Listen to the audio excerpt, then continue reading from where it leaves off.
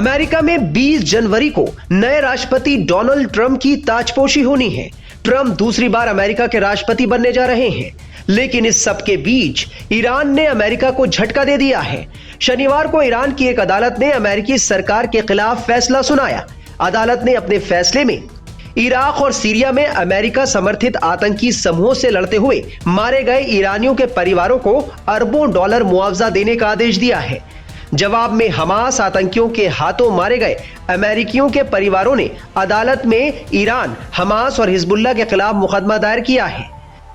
दोनों देशों के बीच इस तरह के कदमों ने नए महासंग्राम के आसार पैदा कर दिए हैं।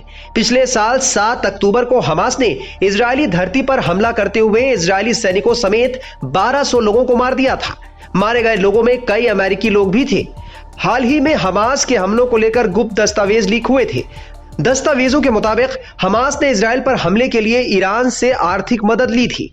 इसमें हिजबुल्लाह के शामिल होने के भी सबूत हैं। टाइम्स ऑफ इजराइल की रिपोर्ट के मुताबिक अमेरिकी पीड़ितों के परिवारों ने ईरान और उससे जुड़े कई आतंकी समूहों के खिलाफ अमेरिकी संघीय अदालत में मुकदमा दायर किया है। पीड़ित पक्ष के एक वकील के मुताबिक हमले में तेहरान की भागीदारी का नया सबूत पेश किया गया है।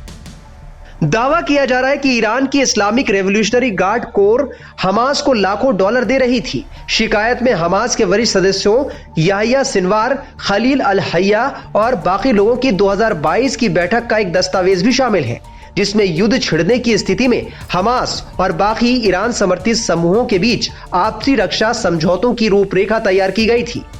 इस दस्तावेज में ईरान से हमास को हर महीने $7 मिलियन भेजने का अनुरोध करने का फैसला शामिल है, ताकि टकराव के लिए तैयार हो सके और लामबंद हो सके।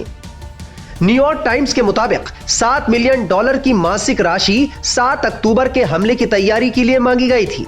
ईरान और IRGC के अलावा मुकदमे में हमास, हिजबुल्लाह, इस्लामिक जिहाद और फिलिस्तीन मुक्ति मोर्चे का भी नाम है। हालांकि दस्तावेजों में कतर और तुर्की से हमास को मिलने वाली फंडिंग का जिक्र है, लेकिन मुकदमे में अमेरिका के किसी भी सहयोगी का नाम नहीं है।